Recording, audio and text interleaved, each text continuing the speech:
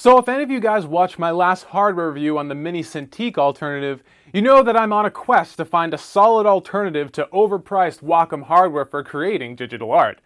I had mentioned a bunch of companies that were doing just that, and one of them was Huion. I recently found out that Huion has a rather active social media arm, so I reached out to them to see if they had any products they'd like to send to me for review, and lo and behold, a few weeks later, this guy showed up at my door. This is the Huion DWH69. The company's latest, low-cost alternative to a Wacom Intuos Pro. How does it stack up? Let's find out. So my interest in examining the DWH69 is twofold. First, I want to compare it to what Wacom offers in the same general price bracket. The DWH69 retails for about $99, a fair bit more than other Intuos Pro alternatives that Huion and other companies have up for grabs.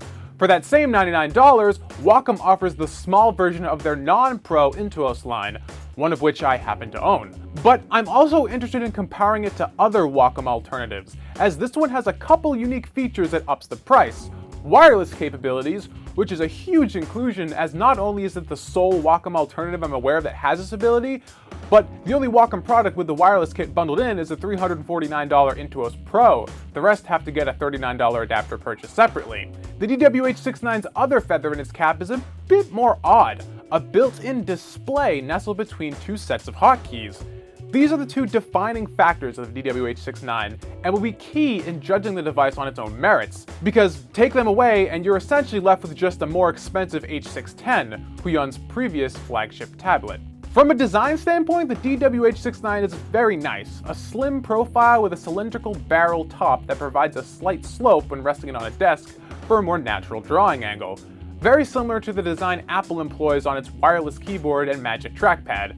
However, the dual-colored black and silver plastic design belies this as a non-Apple product.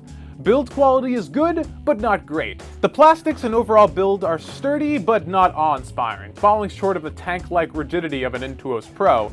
But then again, this is less than a third of the price, and no slouch when considered in isolation. I never once had concerns about it breaking due to simple handling. I'm not worried about this at all.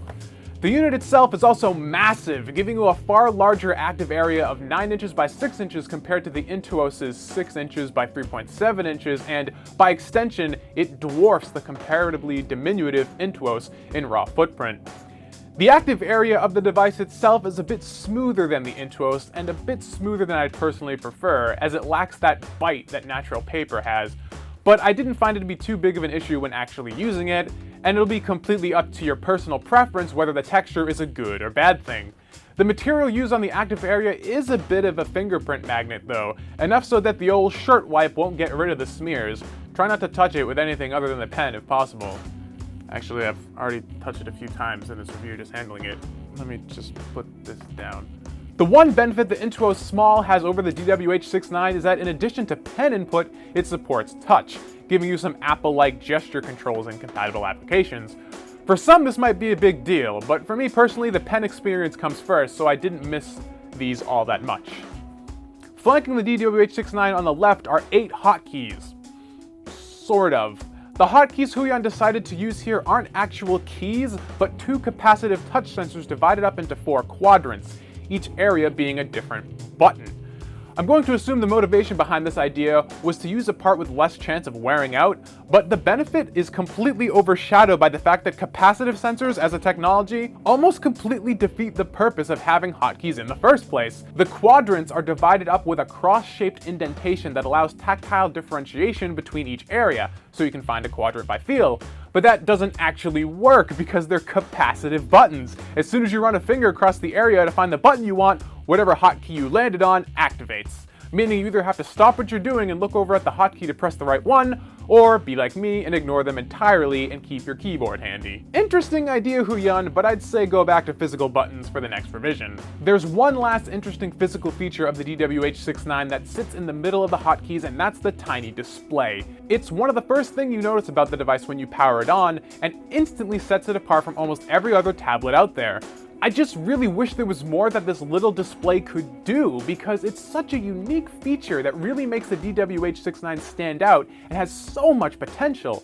As of right now, all the display does is show the battery life on the tablet when in wireless mode, a little icon when the pen is within range of the active area, and the Huion logo. That's it. I can't help but feel this edition was a bit of a misstep, considering such limited functionality. Adding the display must be what's contributing to a significant portion of the manufacturing and engineering cost of this device compared to the H610 or 610 Pro, but provides extremely limited returns. All of its functionality could be replicated with a few LEDs and a decal. Huion, if you guys are listening, and you sent me this product, so I'm assuming you are, hear me out for a second. Here's my idea for making this feature jump from frivolous to fantastic. Make the display work with the pen. If I could use this little display as a scratch pad, a place to mix colors or adjust pen pressure on the fly before going back to the main active area and working in my program, it would be an amazing time saver. I could see myself gravitating toward this over a dedicated pen display in certain workflows if I had access to features like this with a hardware solution as opposed to a software one. Even if this added an extra $30 to $50 to the device cost, and would probably require a fair bit of driver magic, I think you'd make a big splash and have a killer feature that Wacom couldn't match. Think about it. Moving on from the device to the pen, it's a pretty nice design. A simple barrel with a tapered end. The pen is pretty lightweight, almost a little too light. I kinda wish it had more heft, but it's very usable and honestly, a little bit better than the pen I got with a much more expensive UC Logic SP1001. The magic comes from the nib, which has a bit of spring to it that adds an extra level of subtle feedback when drawing that I'm personally a big fan of. This is also how the pen wakes up from sleep. Yes, unlike an Intuos, the pen here isn't passively powered, so it needs a battery, a strike against Huion. Instead of the usual AAA battery setup a lot of these other pens use, including the N-Trig ones from Microsoft, this one has a built-in rechargeable battery, with a proprietary connector that plugs into USB on the top. I wish the connector on top of the pen was micro USB so I didn't have to keep track of an additional cable, but it would have been a tight fit to get a micro B connector on the pen, and this tablet is clearly designed for desk use and not travel, so I'll let it slide. The pen is capable of 2048 levels of pressure sensitivity, double what the Intuos can register, and matching the levels on the $350 Intuos Pro. However, it doesn't have tilt functionality. But then again, nothing in this price range from Wacom does either. It also doesn't have an eraser tip, rounding out a clear lead for Wacom in the pen department overall. Still, for what it is, it works well enough. So, enough about the hardware itself. How does this thing actually perform? My first eyebrow raise came from downloading the drivers for the DWH69. The driver download link takes you to a Microsoft OneDrive link. Huion doesn't host the driver on their own servers. Not bad, just kinda weird. It lacks the image of professionalism. Took me back a bit. But no big deal, I downloaded the drivers and went to install. Unfortunately, much like my last Wacom alternative experience, out-of-the-box results were rather disheartening. The driver simply didn't work under Windows, requiring a bunch of workarounds like disabling flicks and touch and hold in Control Panel just to get the thing going. And even then, it only worked in ArtRage, an application that doesn't use WinTab. You know, the technology that the entire Adobe Creative Suite relies on. Both Photoshop and Manga Studio wouldn't track the pen at all unless the support tablet PC option was disabled in the Huion driver. But even when it was, the tablet couldn't track pressure. Jumping into Illustrator, I realized that it, and most likely Photoshop as well, didn't even detect an input device at all, graying out options to control brush effects with pressure entirely. Not a good first impression. Luckily, uninstalling and reinstalling the drivers fixed the issue, and I'm assuming that for the most part, installing the drivers the first time will work fine.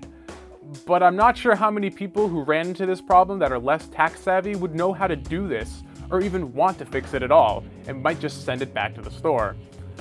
Much like UC Logic's offerings, the Huion drivers are pretty sparse, offering some customizability for the basic hotkeys and pen functions, basic calibration, and a very simple pressure editor, as well as a scratch pad to test your settings. To anyone coming from an Intuos used to making their tablet theirs, Huion's drivers will feel like a ghost town.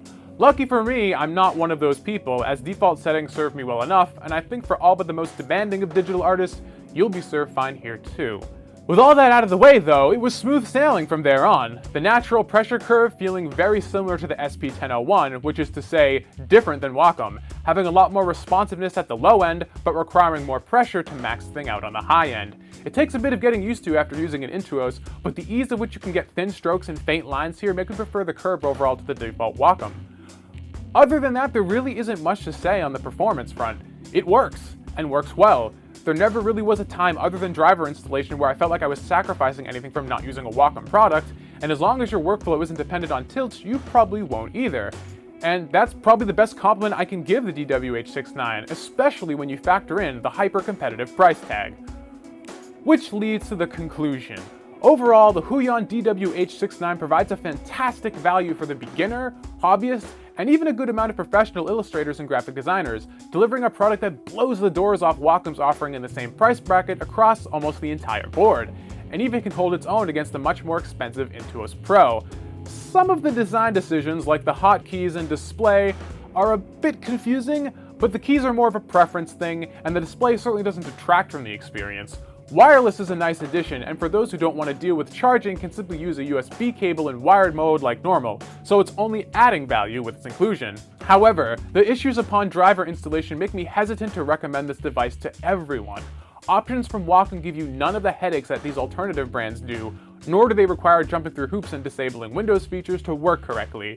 Tinkering with my gadgets is something I'm gonna do regardless, so for me it's just a minor annoyance. But for a lot of people who just want to draw and aren't as into the tech side of things like myself, troubleshooting out of the box might be a deal breaker. So keep that in mind before you decide to pull the trigger.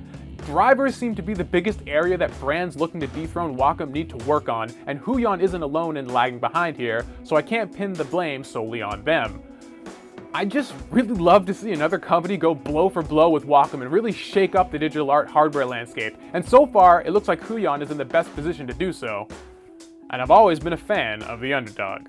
So if you guys are interested in checking out one of these and kicking your Wacom to the curb, Huion has a nice little incentive for you guys to sweeten the deal. For any rebel who purchases a DWH69 from Huion's site, which you can find a link to in the description, enter this code on the screen to save $5 off your purchase.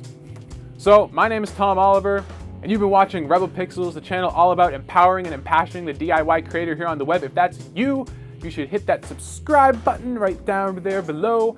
I make videos like this every week, whether it's about technical things and reviews, kind of like what you just watched, or more motivational things to keep you motivated and keep creating great things.